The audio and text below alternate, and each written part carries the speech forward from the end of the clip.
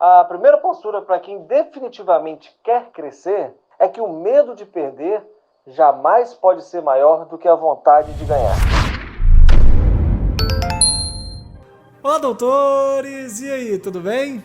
Vamos para mais uma gravação do nosso DGCast. É um prazer estar aqui falando, trocando experiência com você. E hoje eu estou recebendo Pedro Candini. Pedro Candini, que é responsável por franquear várias empresas pelo Brasil. Ele que está junto com a sua empresa, nos dando assessoria para o nosso processo de franqueabilidade aqui da Nobre. E eu tenho aprendido muito com ele nos últimos meses, com uma vasta experiência nesse mercado de franchise, e o ramo odontológico vem com um ramo muito promissor. E hoje nós vamos bater muito papo sobre isso, sobre negócio, né? O que a gente deve ficar atento aos indicadores dos nossos negócios. Um papo bem voltado para dentista também, né? Primeiramente, vamos apresentar aqui o nosso convidado, Pedro Candini. Quem é Pedro Candini? Bom, primeiramente, bom dia a todos, bom dia, doutor Guilherme, bom dia a todos os ouvintes aí que estão participando nesse momento conosco. Bom, Pedro Candini é um empresário com experiência de 16 anos no segmento de franquias, 25 anos de estrada aí no varejo. Já estive dentro de grandes franqueadoras com renome nacional e internacional, com mais de 35, 40 anos de mercado, e fui responsável durante 16 anos aí trabalhando com franquias por comercialização de mais de 400 franquias no Brasil todo, com também capacitação de diversos profissionais, mais de 10 mil profissionais, tanto dentro das franqueadoras como também de unidades franqueadas. Capacitei mais de 1.400 franqueados no Brasil todo, então a estrada é muito longa, não só com franquia, mas com varejo também de uma forma geral, dentro de instituições financeiras, dentro de redes do varejo também. Bom, o Pedro é uma pessoa de 44 anos de idade, sou graduado em Ciências Contábeis, mas preferi não atuar na área de Ciências Contábeis e entrei na área estratégica de negócios, gestão de uma forma geral. E de lá para cá venho aí auxiliando várias redes de franquias no Brasil todo, como também vários empresários aí por diversos locais. Também sou proprietário da Target Franchise Negócios, que é uma empresa de consultoria e assessoria na área de franquias. A Target Franchise Negócios é a única, a proprietária da única plataforma web do Brasil que é especializada e exclusiva também para franquias em repasse. Perfeito.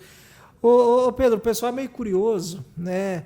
Não sei se pode, se não puder falar também, a gente respeita, se tem força de contrato e tal, mas é responsável por quais empresas que você já passou de renome nacional aí para o pessoal conectar? Ok, eu já passei pela Lacqua di Fiore, trabalhei mais de 6 anos dentro da Lacqua di Fiore, que é uma grande rede de perfumaria e cosméticos.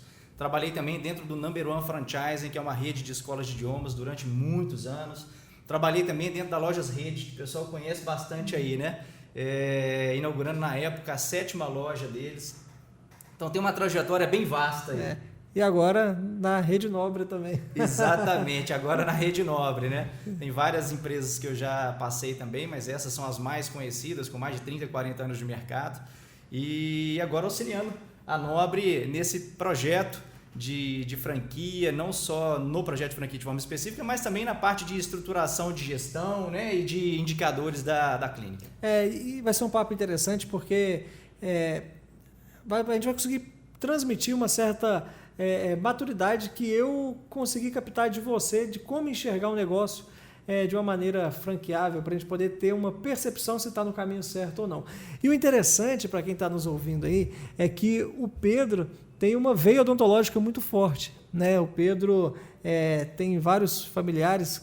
Quantos parentes na odontologia? São quatro. Meu pai, dentista, CRO 1229. Ô, louco.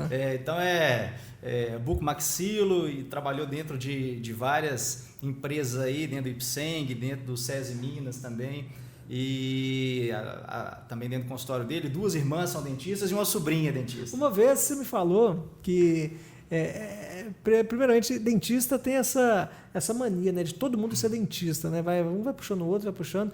E uma vez, de uma maneira informal, você me falou o porquê que você não escolheu odontologia. Não sei se você lembra disso e tal. Lembro. Você consegue falar aqui para a maioria dos nossos ouvintes que são dentistas, por que Pedro não virou dentista? Ok. Várias pessoas me perguntam sobre isso, né? A família tem uma veia tão forte na odontologia e por que você optou por um caminho completamente diferente pela área de exatas, né? Eu percebi, acompanhando meu pai na trajetória profissional dele, principalmente meu pai, minhas irmãs vieram depois, eu já estava também praticamente encaminhado na minha área profissional, mas no caso do meu pai, eu via meu pai muito pouco durante o dia, né? Meu pai trabalhava de manhã, à tarde e à noite, saía de um emprego e ia para outro emprego, depois ia para o consultório dele, então eu vi o tanto que ele se desdobrava e o tanto que o negócio dele, o consultório dele dependia dele. Então eu via meio que ele como um escravo do trabalho dele, né? Dependendo daquilo ali 100% do tempo dele para poder colocar o provento dentro de casa. Então isso lá atrás me assustou. Será que eu quero isso também para minha família mais para frente, de acabar virando um escravo do negócio, do meu negócio? Então foi mais ou menos por isso que eu canalizei para outra coisa. Eu via meu pai super dependente do trabalho dele ali sem poder sair. Isso há quantos anos atrás, Pedro? Vou te falar que há uns 34 anos atrás, viu?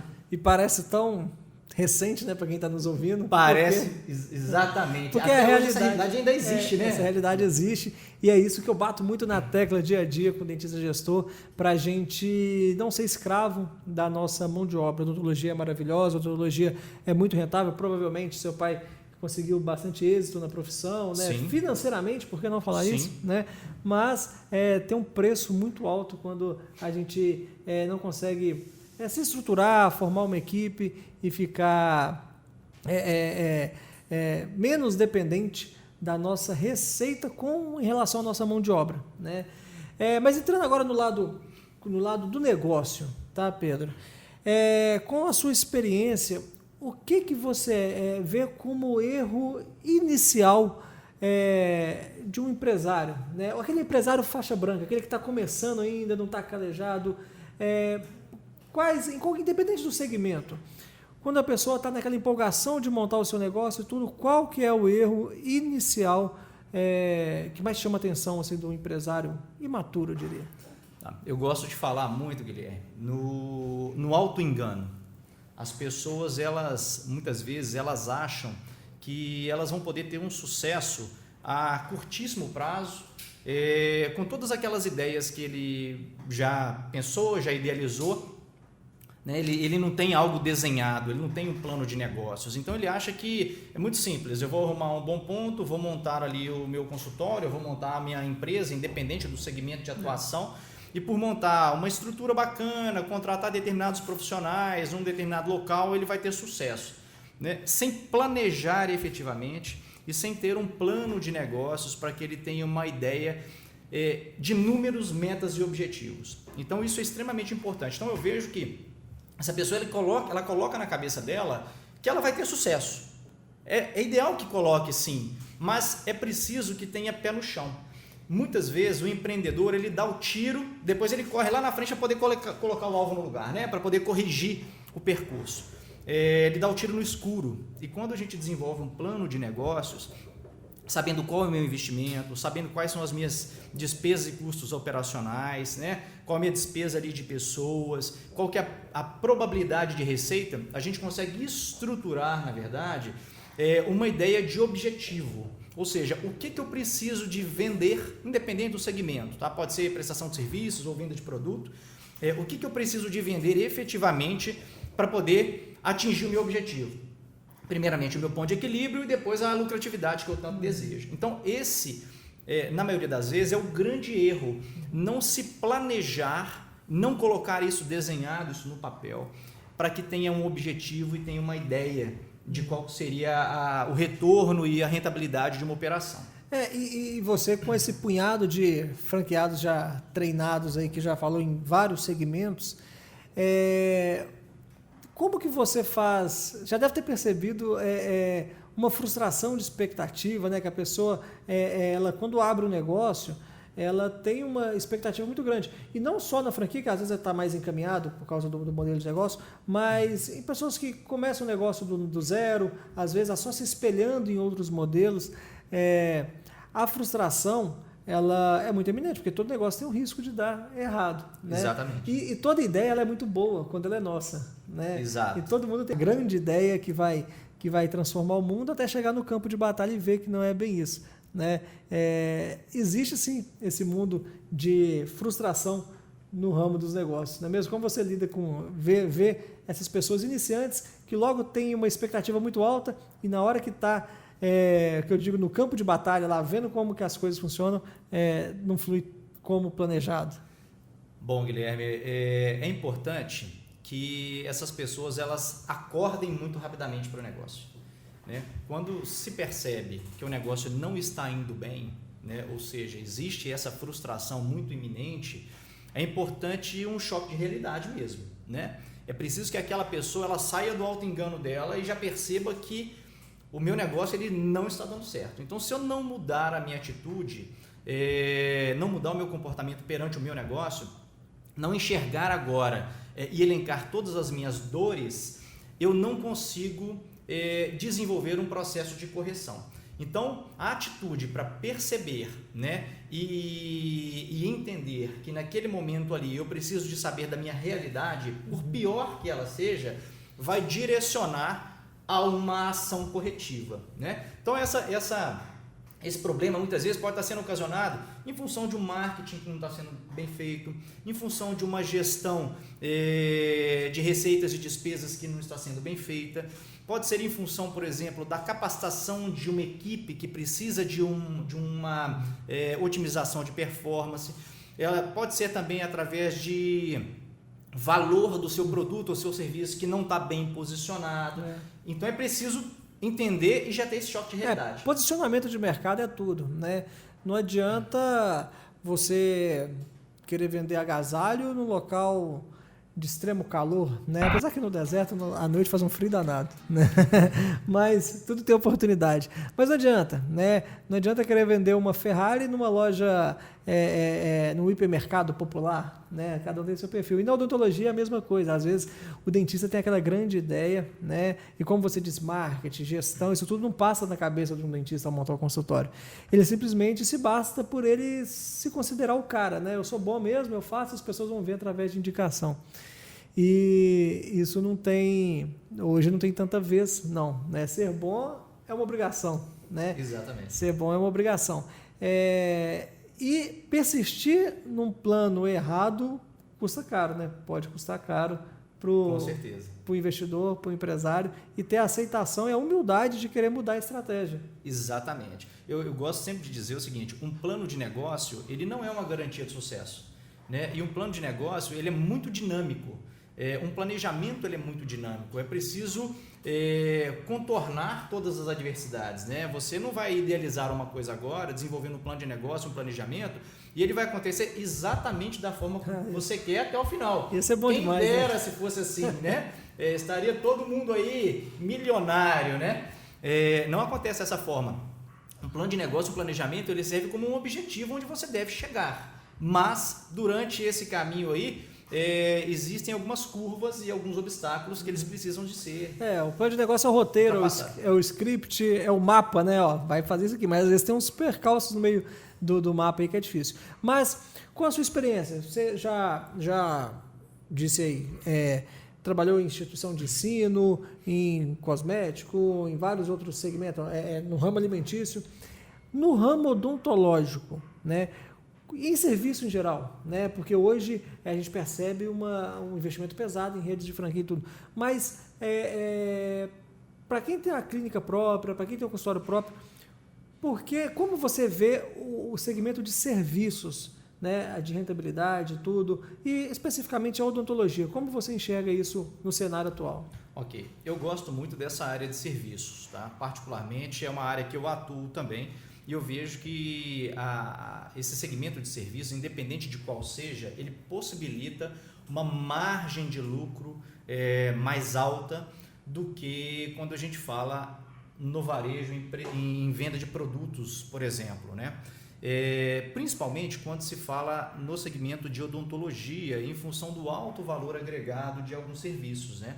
Então, quando uma clínica, um consultório trabalha, por exemplo, principalmente com a parte de implantes, você acaba gerando um valor agregado muito mais alto, o que não é possível em alguns outros segmentos de atuação, né? Escolas, por exemplo, escolas também possibilita uma certa recorrência em termos de mensalidade, porque alguns serviços da odontologia também acaba gerando recorrência em função do parcelamento que você faz, em função de um tratamento que acaba puxando algum outro tratamento, a fidelização dos pacientes e por aí vai. Então o segmento de odontologia, em função de ser algo que está ligado à saúde diretamente, eu vejo que a população brasileira ela tem se preocupado um pouco mais com essa questão, principalmente a gente tem ouvido muito falar em estética, né, nessa parte odontológica, que também são serviços aí de valor agregado mais alto. De recorrência, né? Igual harmonização, botox. A pessoa que faz uma vez, ela está sempre em busca disso. Ela acaba voltando. E uma outra questão também, que a gente estava falando aqui, as oportunidades, muitas vezes, elas surgem na vida das pessoas, mas as pessoas elas têm que preocupar também com a sua aparência para poder alcançar aquelas oportunidades. Muitas vezes a escolha de um empregador ou a escolha de alguma oportunidade acaba não viabilizando para uma determinada pessoa em função do quê? Em função até de um próprio sorriso, né? Quando você está fazendo uma entrevista de emprego ou participando de algum outro processo, as pessoas elas olham para você, né? E o sorriso é uma das expressões no qual, quando você sorri para alguém, automaticamente a pessoa te retribui com um sorriso, né? É uma expressão que puxa uma outra expressão exatamente semelhante. Essa é uma das poucas expressões que acontece isso. E a odontologia está diretamente ligada ao sorriso. É um mercado que no Brasil ele é muito aquecido, né? Quem já teve a oportunidade de viajar para fora do país já percebeu como alguns países na Europa isso tem diminuído, né? Mas na América Latina também, Argentina, alguns países, eles não têm tanta preocupação com a estética, até com a própria saúde bucal, né? Mas é um mercado que está sempre em ascensão a odontologia, pelo menos eu vejo assim. E você falou de margem de lucratividade. Por favor, me defenda aqui, porque eu sou mais comedido, eu falo de 20%, né? Mas podendo chegar em 25%, 30%, estando bem redondinho, dependendo, né, do valor agregado, do ticket médio que a pessoa consegue trabalhar. Fala a sua experiência em outros segmentos. Qual que é a margem de lucro satisfatória de outros segmentos para o dentista conectar, para ele entender o tanto que a odontologia é maravilhosa e é por isso que ela está sendo invadida pelas franquias? Ok. Vamos falar até um pouquinho no segmento de alimentação, né? Todo mundo fala assim, alimentação todo mundo consome, todo mundo come, né? Todo mundo precisa de comer e tal. E a alimentação ela tem uma margem extremamente espremida, tá? A gente percebe que em algumas operações ela pode chegar de 8% a 15% no máximo. E quando nos deparamos com um segmento de serviço como odontologia, que é completamente possível que ele fique em torno de 25% a 30%, é claro que depende de uma série de particularidades, depende do valor do seu serviço prestado, depende também dos seus custos e despesas operacionais, depende do ticket médio por paciente, depende de algumas particularidades, mas quando a gente trabalha com uma gestão muito adequada e com indicadores muito adequados, automaticamente você consegue alcançar esse número aí de 25% a 30%. Então tem vários segmentos aí que os segmentos são exprimidos mesmo. Alguns segmentos de educação, em função até do volume de profissionais que é necessário ter dentro de uma operação, né, e da especificidade de cada profissional daquele ali, ele pode chegar a 18% a 20% de lucratividade. Então a odontologia ela tem se destacado. Eu estava dando uma pesquisada disso, eu não posso cravar que isso é verdade, mas o que me assustou foi quando eu vi de supermercado. A gente acha que o supermercado ganha muito e tal. A margem do supermercado é 3%. É muito baixo. 3%, mas é claro, né, a venda de uma rede de supermercado o volume é muito grande. Mas nós estamos falando de 3%. Né? É lógico, não é tudo que está ali na gôndola que tem 3%, né? Mas exato. É o mix dentro. Assim como numa clínica odontológica, algum serviço tem mais lucratividade que o outro. Então, Pedro Candini crava que odontologia é um segmento muito rentável, para todo mundo Sim. ficar feliz. Sim. E parar de achar que a grama do vizinho é mais verde. Exatamente, e isso está comprovado em função dos estudos que fizemos agora recentemente, né? Até da própria Clínica Nobre. levantamos plano de negócio, toda a parte de histórico financeiro da operação, margens e despesas e custos operacionais, e chegamos a uma conclusão bem positiva. Não, aproveita e me elogia aqui o fato de eu ter os dados desde 2012, quando eu tinha o sistema, como que facilitou para a gente ver a ascensão financeira e a sazonalidade. Exatamente, isso é um dos pontos importantes quando a gente fala numa análise de franqueabilidade, né? Agora, voltando um pouquinho para a questão de franquia, é sempre importante ao se definir que eu quero formatar o meu negócio, quero desenvolver um processo de formatação, é preciso que a gente faça uma análise de franqueabilidade disso, né? E essa análise de franqueabilidade, ela tem duas vertentes principais, que uma delas é a qualitativa e a outra é a quantitativa. Qualitativa, quando a gente fala nos diferenciais do negócio, o que geraria uma atratividade para um potencial investidor no seu negócio, forças, fraquezas, oportunidades, ameaças, que a gente chama de análise SWOT, como também o quantitativo, onde nós levamos em consideração todos os investimentos que foram feitos na operação, as despesas operacionais dela e os custos operacionais, a lucratividade e entre outras variáveis, para a gente poder avaliar o retorno daquele investimento, qual que é o ponto de equilíbrio daquela operação e entre outras particularidades. E para ser feito um desenvolvimento de um trabalho igual a esse, eu percebi, por exemplo, nas solicitações de informações, o quanto você tinha em mãos esses números, né? Primeiro, já de bate-pronto, você me pontuava muito de alguns indicadores da clínica, como também quando me apresentou todo o histórico de um determinado período. Isso é extremamente importante para que a gente possa detectar se é uma operação de sucesso, se ela é lucrativa e se ela é replicável, né? Porque se a gente não tem essas particularidades, não é possível a gente desenvolver um trabalho. Expandir. E assim, eu estava até me autopromovendo, me elogia aí falando disso, mas é porque eu não tinha essa pretensão lá em 2012, né? Eu só queria saber quanto que estava entrando no caixa, mas isso ajudou bem até para a gente fazer um mapa de crescimento e foi bem interessante ver isso, né? E uma coisa interessante na odontologia que a gente deu para perceber nessa análise, que em comparação a outros segmentos, a sazonalidade é muito reduzida. Exato. Não é? Tem algumas comparações de outros segmentos, como é que, igual a escola, né, que chega período de renovação, tem sazonalidade que acaba até... Se o proprietário não estiver preparado, acaba até derrubando ele. Exatamente. Dentro de um segmento que eu atuei durante muito tempo, né, foram 6 anos também desenvolvendo todo o trabalho de expansão de uma marca e de acompanhamento das franquias dessa marca no segmento de educação, nós percebemos que existiam 2 datas muito fortes de sazonalidade, sendo uma delas, inclusive, na virada de um ano para o outro, onde as pessoas estão mais preocupadas em rematricular, em garantir sua vaga para estar ali naquela turma, naquela sala, e no meio do ano. Também, sendo que na virada do ano a sazonalidade era ainda maior, né? Um volume muito grande de matrículas e de rematrículas, já no meio do ano não. Então, nesse modelo de negócio, por exemplo, tínhamos que tomar muito cuidado no momento certo de entrada do franqueado, porque se ele entrar no momento errado, ele pega a sazonalidade em baixa e ele, vamos dizer, ele já começa mal sucedido com a operação desde o início, desde a largada. Não é o caso da odontologia, onde a gente percebe uma sazonalidade muito leve durante todo o período anual, durante um ciclo todo anual. E isso favorece muito o modelo de negócio, até para a entrada de novos franqueados na rede mesmo, né? Não, é claro, tá? Só para o dentista falar assim, mas tem mês que é pior que o outro, existe.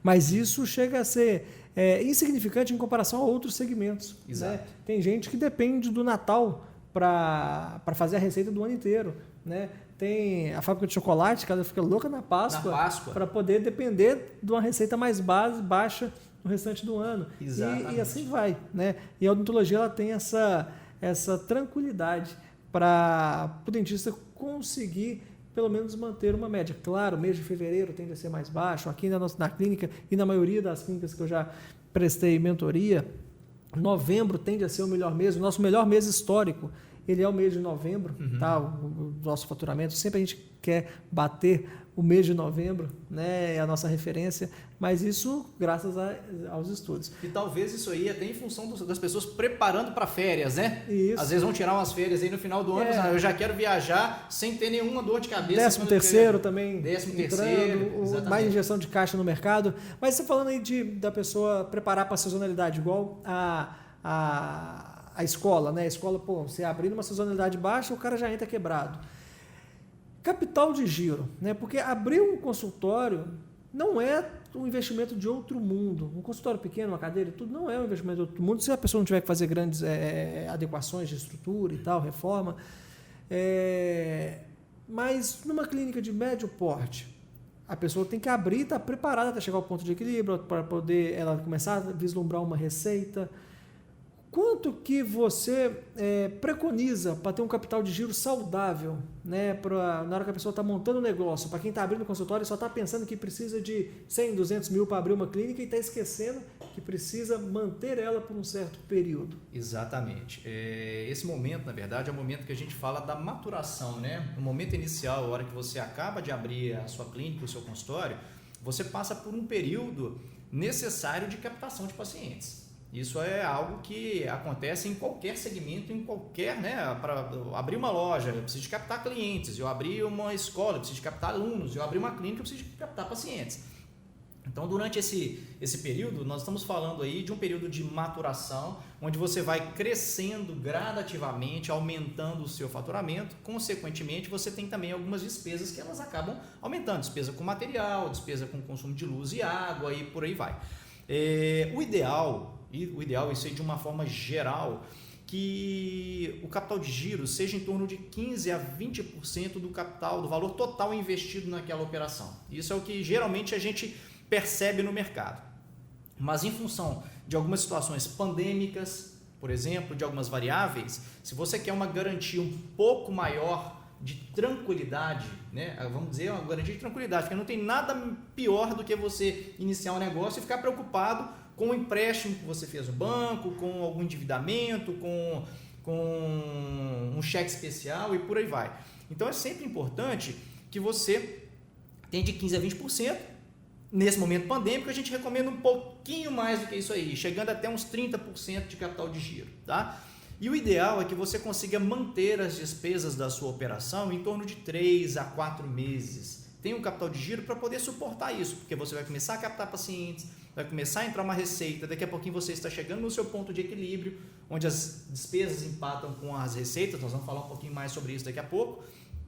E aí, a hora que você atinge o seu ponto de equilíbrio, daí a pouco você já começa a ter um determinado resultado. Não quer dizer que esse resultado, né, a partir do ponto de equilíbrio, seja totalmente lucro, porque você ainda tem aí, né, um pouco de custo de material que vai aumentar e algumas outras despesas que vão aumentar, né? Então, mas é importante, de 15% a 20%, nesse momento pandêmico em torno de uns 30%, né? E que consiga aí manter a operação em torno de 3, 4, 5 meses. É bom deixar bem claro para as pessoas que nem toda clínica dá lucro. Ela tem um momento que vai dar lucro, né? Precisa a pessoa entender o quanto que ela precisa chegar de faturamento para ela, Exato. Quanto que ela vai ter um controle dos custos, porque não é sinal que, como a gente falou de 20% aqui, né? A pessoa fala, pô, então quer dizer que se eu abrir uma clínica e logo ela der 50 mil, eu vou ter 10 mil de lucro como proprietário?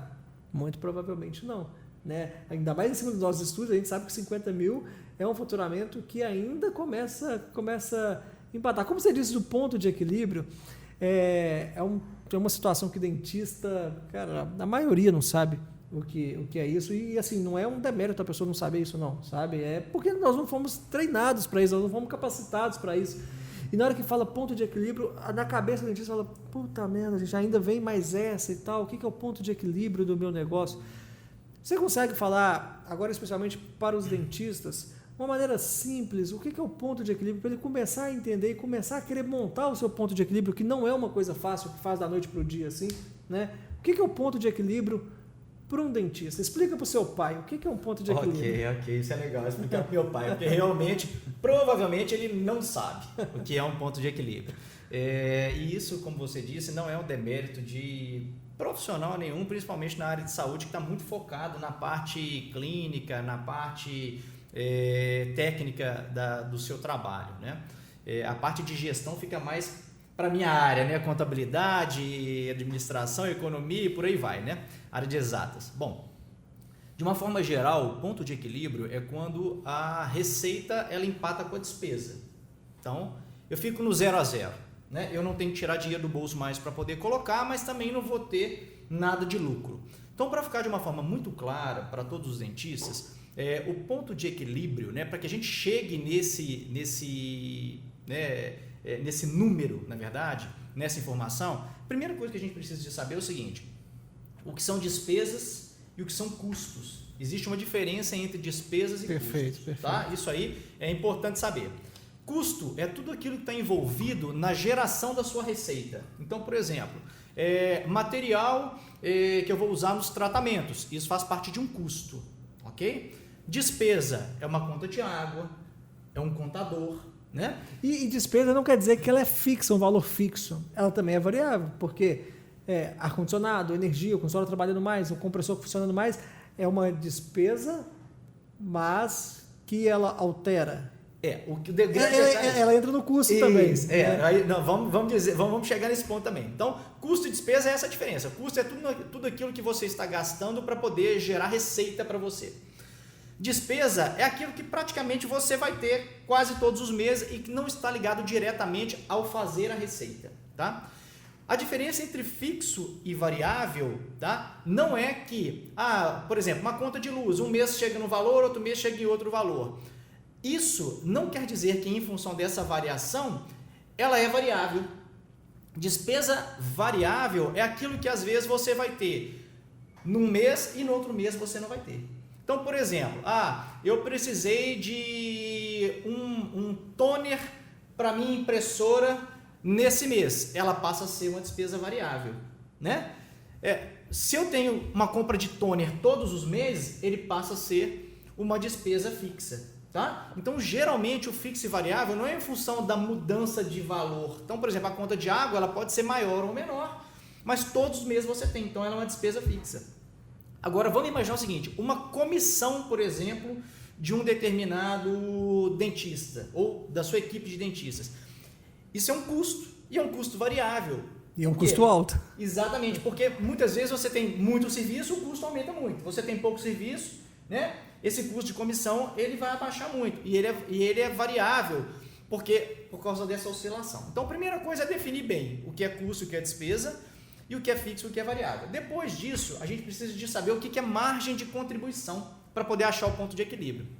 Como é que se calcula uma margem de contribuição? Você tem uma receita da sua clínica, uma receita total, então vamos levar em consideração aí que você tem R$80 mil de receita total da sua clínica. E você tem de custos variáveis e de despesas variáveis R$50 mil, tá? Então você tem lá a sua receita e somando custos e despesas variáveis chegou em R$50 mil. Então a sua receita menos os seus custos e despesas variáveis é o seu lucro bruto ou margem de contribuição. Então 80 menos 50 nós estamos chegando em 30. 30 é a sua margem de contribuição. Quando eu pego esses R$30 mil e divido pela minha receita, eu acho um índice da margem de contribuição.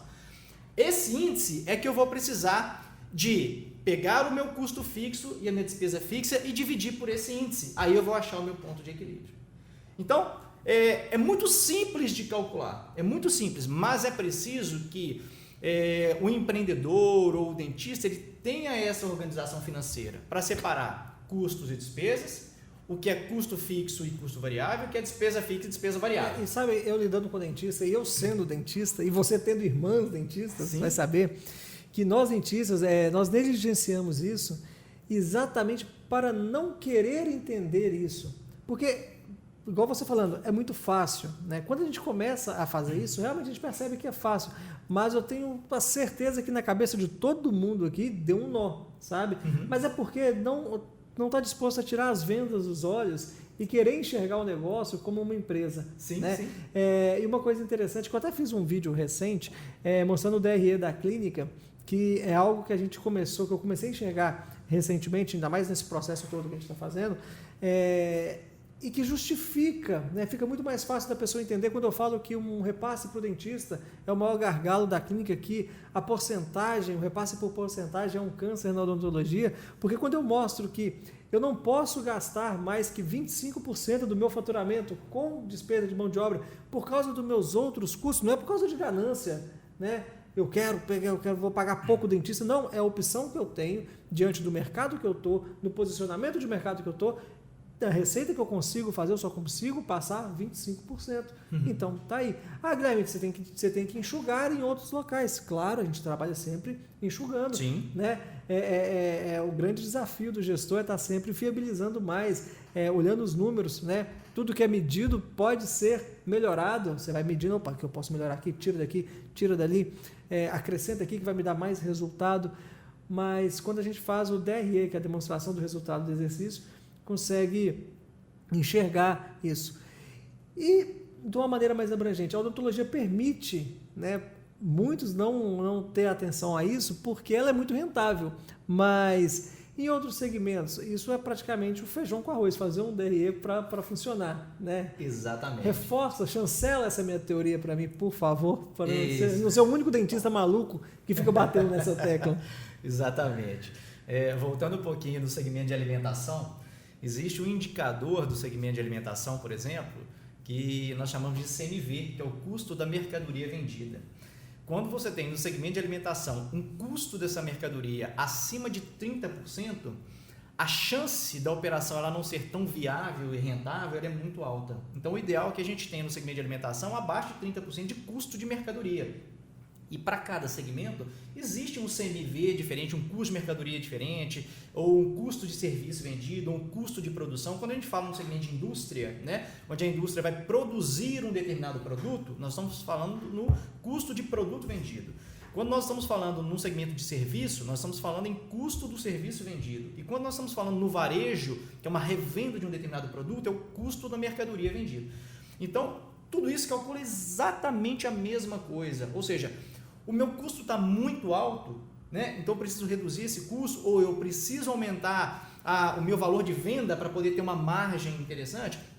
Até voltando um pouquinho no ponto de equilíbrio, que a gente falou um pouco antes, é o seguinte, o ponto de equilíbrio, vamos imaginar que você tenha na sua clínica um ponto de equilíbrio de 50 mil reais. Não quer dizer que se você vender 60 mil reais, você vai ter um lucro de 10. Perfeito. Ok? Por quê? Porque para você sair de 50 mil reais de venda, que é o seu ponto de equilíbrio, e chegar nos 60 mil reais, você gastou mais material. Você gastou um pouco mais de comissão com mão de obra, né, para você vender aquilo ali a 60 mil reais.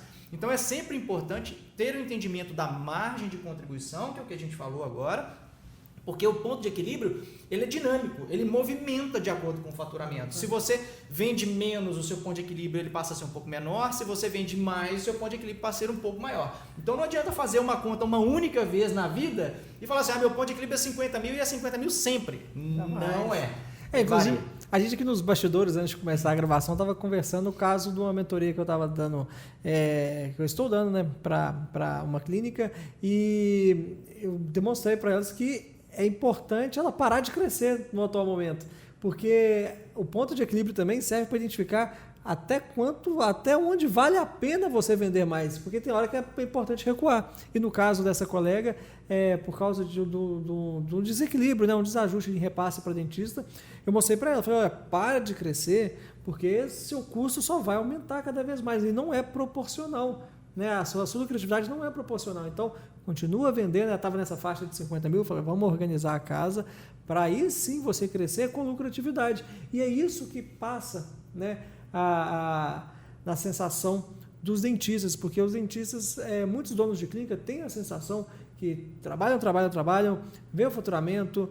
Você me disse também de um outro segmento do que você estava acompanhando, que também estava com essa mesma percepção. Sim. O dono não vê dinheiro, né, não vê lucratividade. Né? E muita gente enxerga o dono de clínica como um milionário, o empreendedor como... duas visões, né? São dois pontos de vista, né, que eu vejo com muita crueldade para o empreendedor. Ou ele é muito rico, muito fácil, deu sorte, ou ele está explorando alguém, ou está burlando alguma regra, porque, poxa, como é que ficou rico assim? Né? E a riqueza não é no valor. Tá? É muito pequeno pensar só no dinheiro, viajar, um relógio, vou comprar isso, comprar um carro e tal. O empreendedor, ele liga menos pelo retorno financeiro, claro, todo mundo gosta do retorno, mas ele gosta mais de ver dando certo e, consequentemente... Da realização pessoal e profissional, né? De ver a ideia dando certo. Né? Exatamente. E se alguém que estiver nos ouvindo aqui tem uma clínica, tá legal pra caramba... E falando assim, eu estou com uma ideia bacana aqui, o meu fluxo está legal. O que torna um negócio franqueável? Né? Você já começou a falar um pouquinho aí, mas se alguém quiser fazer o seu negócio se tornar uma franquia. Ok. Bom, isso é muito legal. Primeiro, o negócio tem que ser algo de sucesso. E aí, quando eu falo algo de sucesso, não é só aquilo que é desejado aparentemente, porque às vezes a pessoa tem muito sucesso, mas ela não tem resultado. Então é importante que ela tenha sucesso, o negócio seja desejado, seja atrativo, mas que ele seja também lucrativo. Esse é um primeiro ponto. Segundo ponto, é preciso que a gente tenha um determinado histórico de informações, porque é através desse histórico de informações que a gente desenvolve toda a parte de sazonalidade e projeções futuras, porque a gente precisa de projetar o futuro com base em realidade do passado, né? Um terceiro ponto, o negócio ele tem que ser replicável, né? Então ele já tem que ter alguns processos definidos. Não precisa da gente ter esses processos num primeiro momento descritos, né? Mas a gente precisa que esses processos eles estejam bem definidos. Por exemplo, quando estávamos desenvolvendo todo o processo de análise de processos da Nobre, eu não tinha nada disso. que eu conversei com todos os profissionais aqui, você não tinha os processos descritos. Inclusive, eu desacreditava, falei, não, Pedro, eu não tenho processo. Como assim processo? Você falou assim, calma, que você vai ver o tanto de processo que você já tem, você não sabe que tem. Exatamente. Então, os processos, você não tinha ele descrito, ele manualizado. Mas todos os profissionais com os quais nós conversamos sabiam exatamente o que tinha que fazer e cada processo de acordo com a sua atribuição. E na maioria das vezes, os profissionais em várias empresas já dominam os processos da sua área. É claro que quando a gente faz um desenvolvimento de uma formatação, nós vamos lapidar esses processos e descrevê-los para que num segundo momento, se você precisar de substituir um profissional ou precisar de expandir o seu negócio, que seja por franquia ou com unidade própria, é muito mais fácil de você capacitar novos profissionais. Então, para se franquear, é preciso um negócio de sucesso, que seja lucrativo, que seja replicável, que já tenha alguns processos que não ainda descritos, mas que já existem, né, dentro da operação. E é preciso desenvolver toda essa análise de franqueabilidade para saber se esse negócio vai ser rentável, tanto para o franqueado que vai entrar na rede, como também para a franqueadora que vai fazer a gestão de todos aqueles franqueados que estão abaixo daquele guarda-chuva. Então, tudo isso é preciso ser desenvolvido dentro de um relatório, dentro de um longo trabalho aí que é uma gestação, né? São 9 meses aí praticamente de trabalho para poder desenvolver. Isso mesmo. E com a sua experiência nesse tempo todo no mercado, o que você atribui, como que você enxerga o segmento odontológico para investidores, né? Está sendo promissor para investidores, tanto para dentista, né? Dentista entrando em franquias, ou até mesmo querendo montar o seu próprio negócio, tudo bem, mas gente de fora também investindo na odontologia, porque está percebendo isso, né? Uma das maiores holdings do Brasil tem, né, a propriedade da maior rede de franquia hoje nacional, maiores do mundo, então, e o proprietário não é dentista, foi lá e comprou, porque percebe, né? Mas a sua experiência, o que você vê sobre por que o pessoal está olhando a odontologia com os outros olhos e está enxergando isso como promissor?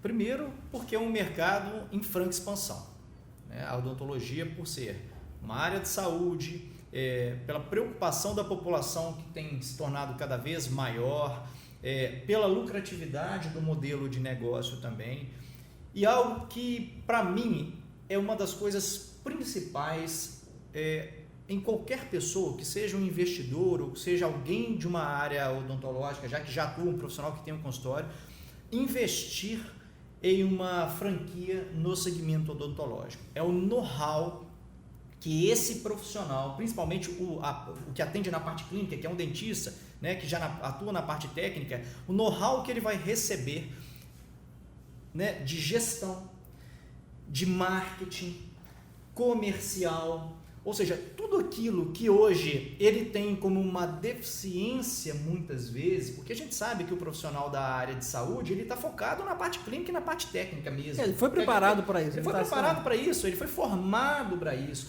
E isso é desde a época do meu pai, com o CRO 1229. Né? Agora, meu pai já está aposentado já há bastante tempo, mas agora, mais ainda, com o volume de concorrência, né, que a gente vê que direto as universidades, faculdades aí estão colocando no mercado cada vez mais profissionais e da mesma forma que acontece com um advogado, né, As faculdades estão colocando no mercado vários profissionais. Então, esses profissionais eles têm que ser bem preparados, mas não é só bem preparado para atender na parte clínica. Ele precisa ter o domínio também de gestão do negócio dele, porque um consultório e uma clínica não é simplesmente um consultório e uma clínica, é uma empresa. Então, esse profissional ele tem que entender que o negócio dele é uma empresa e toda empresa exige, né, uma boa gestão, um bom marketing, uma boa equipe de atendimento, um bom controle de indicadores, né, um sistema para que você possa consolidar todos os seus dados e ter essas informações em mãos, né? Isso, na verdade, vai ser um norte para o sucesso da operação. Então, eu vejo que se associa muito bem quando você tem um profissional extremamente capacitado, tá? Com uma parte de gestão e de administração muito consolidada. Então, a franquia ela vem exatamente para poder unir isso. E quando você tem essa equação, profissional capacitado, com o know-how que é transferido para ele em termos de gestão e administração, o resultado é o sucesso da operação. Perfeito. Aqui, mas e eu faço uma analogia, eu tenho uma interpretação do mercado sendo invadido por franquias, investidores que não são dentistas, a cabeça pensante do negócio, para montar, né, uma franqueadora de odontologia, exatamente pelo fato deles terem percebido o tanto que é um mercado virgem, né? É um mercado que, por mais que tenha muito dentista, pô, Guilherme, tem clínica pra caramba, aqui na minha avenida tem dentista pra caramba, sim, né? Mas é um mercado que não tem, são proprietários que não têm experiência em gestão. Exato. Então, são proprietários que são facilmente engolidos, né? Exatamente. E eu venho falando que daqui que 2025 nós não vamos ter consultório mais avulso, né? Porque hoje em dia você que tem uma intimidade com a odontologia, mas não é dentista, você começa a perceber o tanto que sorriso começa a ter marca. Sorriso fulano, sorriso de tal dentista, que é o mesmo dentista de Ciclano, Beltrano, isso tudo é uma evolução, né? E o dentista ele tem que estar preparado para isso. E você falou muito aí de outros segmentos, né? Eu já relatei aqui a experiência de ter me aventurado no ramo de alimentação, né? No ramo de pizzaria, e eu fui enxergar o tanto que é complexo isso, né? A gente acha que é só vender pizza e uma Coca-Cola, abrir a latinha, vender, comprei a latinha por R$1,50, vendia R$4, olha que lucro maravilhoso, né? Exato. Não é bem assim, né? O garçom deixa de anotar uma latinha, você tem que vender mais 3 para você voltar a ter lucro novamente. Exatamente. E fora isso, né? Essa analogia que eu faço da latinha com o garçom, e esquece, tá? Então, ajuda o proprietário do restaurante, quando alguém esquecer de anotar na sua comanda, né? Fala, tá? Fala, anota aqui na minha comanda, não dá uma desperte não, porque é sofrido. Exatamente. Mas, para a gente pegar aqui a nossa reta final, qual o conselho? Porque dentista tem a mania de ganhar um dinheirinho e querer investir em outra coisa, sabe? Lenhar mato que não conheça. Exatamente. Né? A franquia está aí para passar o know-how, mas para o dentista que está com uma rentabilidade já equilibrada e tudo, para aquela pessoa que quer investir no mercado que ela não conhece, quer se aventurar, fugindo da odontologia, que é um mercado extremamente promissor, qual que é o conselho que você dá para a gente entrar aí na reta final desse nosso bate-papo? Tá, eu tenho certeza, na verdade, não vamos falar de eu acho, não, eu tenho certeza absoluta. Foque na área que você já domina, porque a energia envolvida que você vai precisar para poder dominar uma segunda área, você está perdendo tempo de dar o foco no seu próprio negócio. Esse recurso que você vai pegar para poder investir em outro negócio, se você otimizar o marketing da sua operação, se você otimizar o atendimento da sua operação, se você otimizar a gestão da sua operação, você vai investir muito menos e vai colher resultados muito mais promissores, porque você está focado naquilo que você já domina, né? Então, se a gente investe num segmento que a gente não conhece, você vai ter um investimento de tempo para poder dominar, e esse tempo ele pode ser às vezes muito longo, né? Você tem um investimento de recurso financeiro, tá? Que você poderia estar canalizando para o seu negócio hoje, para poder solidificar, e você está investindo no outro negócio. Eu gosto de falar o seguinte, é igual cachorro que tem 2 donos, né? ou ele morre de fome ou ele morre de sede, não é isso? Então, falamos isso aqui hoje. Então, quando você tem 2 negócios, você vai olhar mais ou menos cada um deles. Ao invés de você olhar 100% para o seu negócio, você está olhando mais ou menos. Então, otimize a sua operação, melhore a sua operação.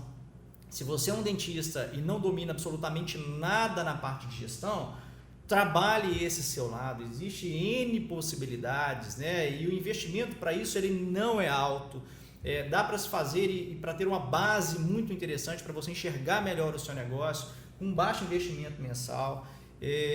Então foque no seu negócio, canalize todas as suas energias para que você não perca tempo, né? E tenha que refazer o seu negócio mais para frente. E comprar franquia, no seu ponto de vista, é sinônimo de sucesso? Comprei uma franquia, está resolvido o meu problema, independente do segmento que seja. Não, comprar uma franquia não é sinônimo de sucesso. Comprar uma franquia é uma oportunidade de negócio. Eu gosto muito de falar isso para quem está entrando nesse segmento. Independente da marca, independente do segmento, é uma oportunidade que você tem, né, de receber uma transferência de know-how. A partir do momento que você recebe essa transferência de know-how e absorve essa transferência de know-how, porque não adianta você receber e não absorver, como também não adianta você absorver e não realizar. É preciso que tenha atitude e realize, né? Muitas vezes as pessoas elas me perguntam: Pedro, qual que é a melhor franquia para que eu possa investir? Não é essa a pergunta que você deve fazer. O que você deve fazer é uma pergunta para você mesmo. O que você gosta de fazer? Qual o tempo disponível que você tem para fazer? Quanto você tem no bolso para poder investir? Quanto você gostaria de se dedicar ao seu negócio para que ele tenha sucesso? Então essas perguntas você faz para você mesmo. Porque não adianta, por exemplo, eu montar um negócio dentro de um shopping center se eu sei que eu não quero trabalhar sábado, domingo, feriado. Então para que eu vou montar uma operação dentro de um shopping center? Eu não gosto, por exemplo, de ficar lidando com garçom e cozinheiro. Então para que você vai investir no segmento de alimentação? Então você deve fazer essas perguntas para você primeiro. A partir daí, com o seu perfil desenhado, você vai idealizar ali qual segmento que você gostaria de atuar. Então é super importante que você faça para você primeiro essas perguntas e aí canalize, né, essa energia que você tem para novos negócios, né? Mas quando eu falo em novos negócios, focado naquilo que você já tem hoje. Então se você é um dentista, canalize energia dentro do seu negócio. Se a sua clínica ou se o seu consultório não está dando muito certo, porque é difícil você ter uma gestão, você não tem esse know-how, você acha que você precisa de um apoio, de um direcionamento, aí o caminho é uma franquia.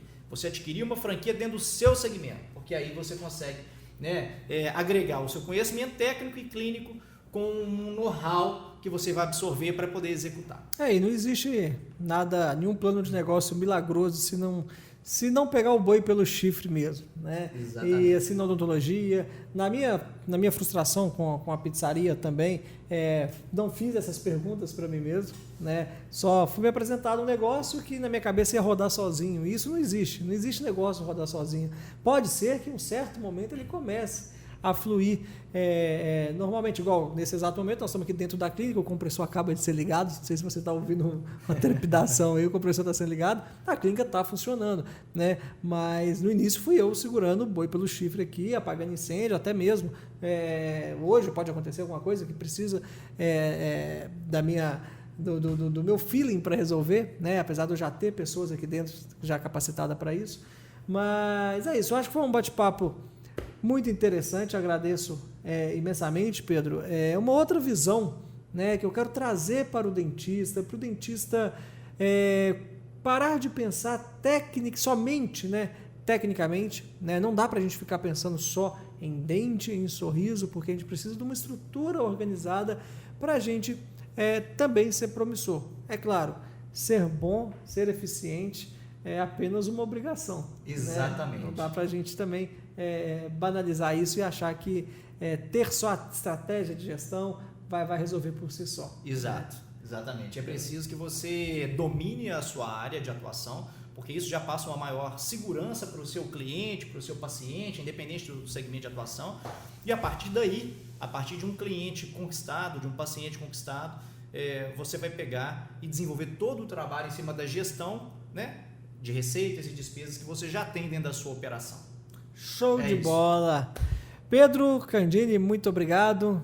Quem sabe aí mais para frente a gente volta aprofundando mais nesses assuntos, né? Conforme o pessoal for gostando, passando dicas, nós estamos aí juntos nessa caminhada, e oportunidades não vão faltar para a gente poder conversar um pouco com os dentistas, eu dentro da visão odontológica, você da visão empresarial, num pensamento muito macro, que é muito bacana, e a maneira que você lida com as coisas, isso é impressionante, a maneira que você facilita, né, a maneira de enxergar os números, de colocar todos os processos em ordem dentro de uma empresa.